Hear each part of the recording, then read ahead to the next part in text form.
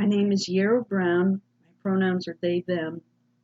I spoke at Keuka previously under a different name, talking to social work students. I'm a 2012 graduate of the Bachelor's of Social Work program. In 2015, I graduated with my master's in social work from Marywood University in Scranton. Since 2018, I've been a volunteer transgender advocacy group. Stepping out as an activist in my community has largely been a very rewarding experience. I've had the chance to work with a few preeminent and very interesting people. I began pursuing my pipe dream of my own organization after meeting Kiara St. James at a professional conference about the transgender community in 2017. To the uninitiated, Kiara is the executive director of the New York Transgender Advocacy Group based in Brooklyn and a strong advocate for transgender women of color. Our first event in May 2018 fell flat, but I vowed to try again. The Unitarian Universalist Church of Binghamton is my friend and ally. Together with Julie Gray Owens of Gender Equality New York, I hosted the first Trans 101 forum based in Broome County to a resounding success. I also served as a participant in its panel discussion, which included a very frank and open conversation with members of the community. A follow-up event was hosted by the United Presbyterian Church, ways in which I've contributed to education and outreach within the local LGBT community, however. In October 2018, I was a guest speaker at Binghamton University for Asexual Awareness Week. I answered questions on both my agender and asexual spectrum identities, as well as my experience with online gatekeeping around such identities. It's an unfortunate trend in online LGBTQ spaces to exclude and harass non-binary and asexual and aromantic identities. I was often a target for such online harassment for being an adult who spoke against such activities, for refusing to allow mockery of identities to fly, and how such discourse is influenced by TERFs and the alt-right. Openly identifying as intersex also brings its own challenges.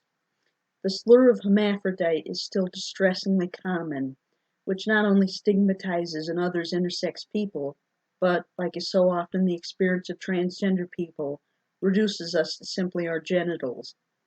Not that I have any particular issue with discussing them. I've only ever met one other person with the condition I have, vaginal agenesis, of which I was diagnosed in 2015. That individual was also non-binary, so perhaps this signifies some type of correlation. That to be physically different leads to one feeling mentally and emotionally different. It can be alienating for sure.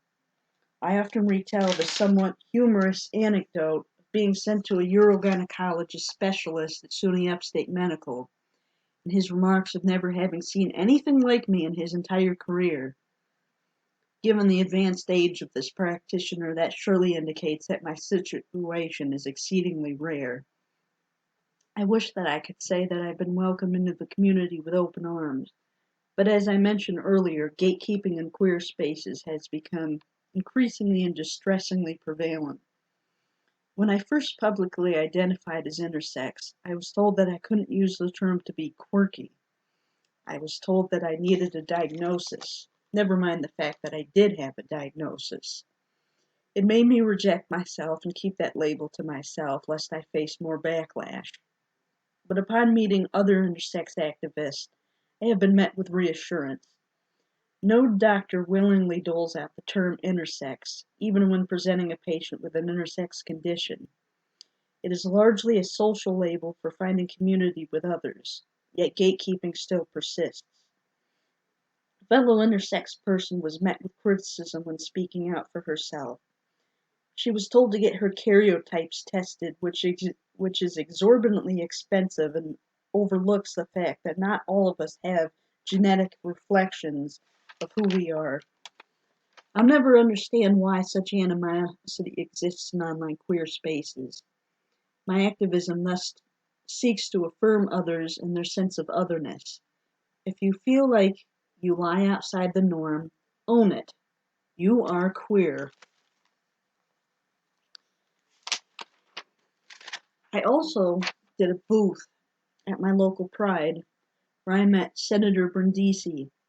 He showed a willingness to help my organization obtain a grant should things reach that stage.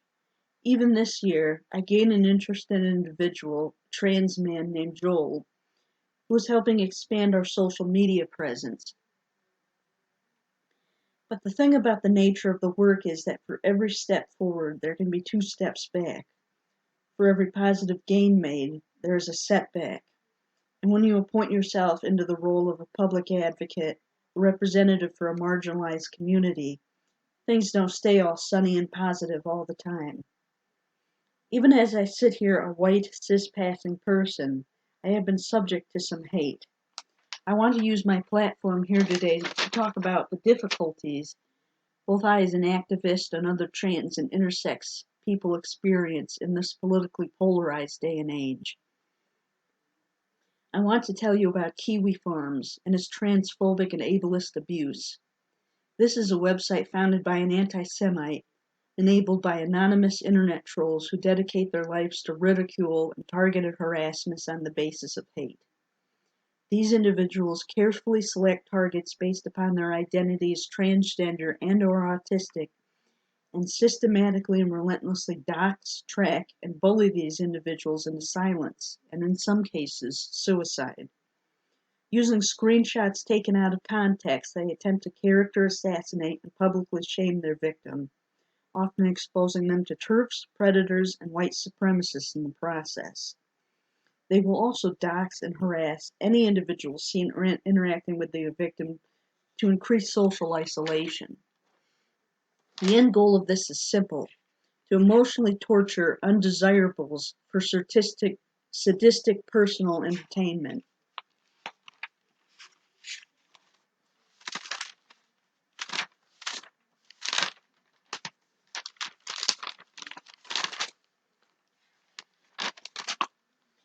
The biggest obstacle to the rights of transgender and intersex people currently does not lie in government necessarily. Indeed, this election cycle has seen a record number of trans candidates take office. Rather, it lies in the proliferation of far-right and white supremacist ideology. If the goal of trans rights is assimilation and respectability in the eyes of the cis majority, is that truly freedom? Must we exist to please? Isn't that constant race to meet the goalposts of what society deems acceptable only a part of our oppression? I am unabashedly an anti-fascist. As such, I am the enemy of the alt-right. I don't care if they disguise their intentions as trolling or cringe culture or memes. I am against any toxic online movement designed to dictate what trans means, be it you call us cringe or trans trenders for not having gender dysphoria, or you call us delusional or use slurs. Weaponizing respectability politics does us no favors against our oppressors, and only furthers division and infighting as we target one another versus the people trying to do us harm. So yes, I stand against 4chan, Reddit, Playorma, Kiwi Farms, and other websites of that nature. For they are only the Proud Boys, but online.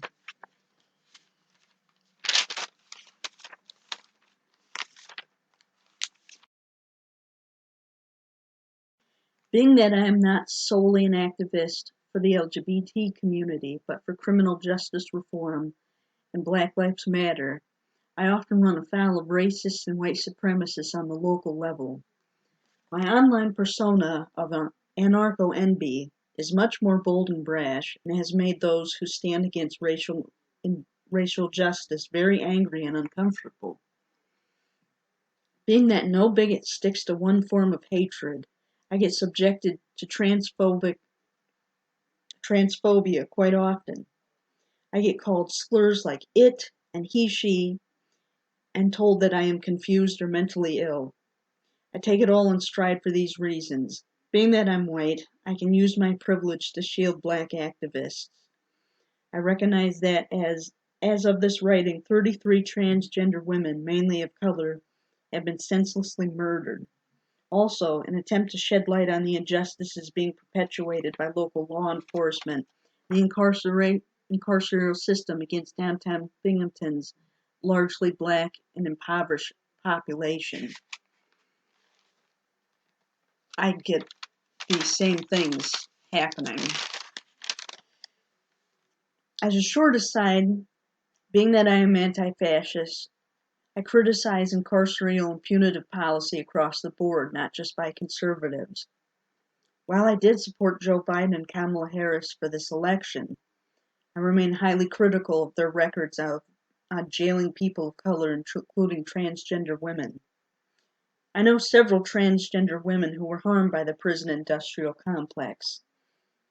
In my opinion, advocating for trans rights must come along prison reform, if not outright abolishment.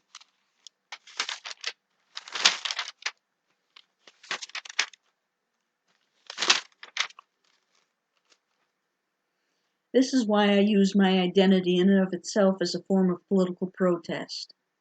I am not just Yarrow, I am anarcho-NB. I am gender non-compliant. That's my Instagram handle. My existence is rebellion in of itself. Although we're making great strides towards awareness of non-binary and intersex people, society at large still believes that there are only two genders and biological sexes. That's why I take up the label of agender punk. We live in an era of gender explosion. New terms are being coined all the time.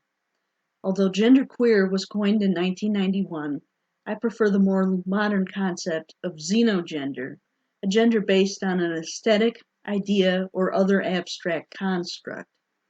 To be agender punk is a xenogender, as my gender is based off of the political ideology of anarchy and the social concept of punk, counterculture. Beyond that, I do enjoy experimentation with neo-labels, relating my personal experience with gender to darkness, horror, or poisonous plants. Yet ultimately, my goal in this identification is to break norms. I'm here to show the world that my gender identity is indeed political. I stand in defiance of the forces of parisexism, aka intersex phobia, exosexism, aka NB phobia, heterosis normativity. Queer resistance goes much deeper than pride. I stand on the shoulders of Marsha P. Johnson and Sylvia Rivera. I amplify the forgotten voices of indigenous people whose cultural traditions mirror our modern-day gender revolution. As my body is a temple, so I adorn it with the goal of bending society's gendered expectations. I want you to question who and what I am. I want to challenge norms and rewrite preconceived notions. If I look intimidating, it's only a defense mechanism against those who refuse to open their minds and hearts to new horizons. My gender is to have no gender, except if only to have that hint of occasional hard armor. But it's still an uphill battle. Although leftist political spaces geared towards social justice try their best to be accommodating, some unconscious binaryism still slips in. It's of course unintended and quickly rectified. However, it's no less awkward, uncomfortable, and disheartening. I speak before you today to ask you to stand up. Don't judge and assume by appearances. Even on days when I do not put great effort into being androgynous and present presumably female, I have nothing but a right to be recognized. I have the right to look, act, and channel a sense of femininity without being read a woman. I would rather not deny myself for your own personal comfort, because I did that for over 25 years. I have a right to be seen according to my true identity. My name and pronouns are not preferred, they are mandatory. I am Yarrow Brown. I am anarcho-NB. I am simply me.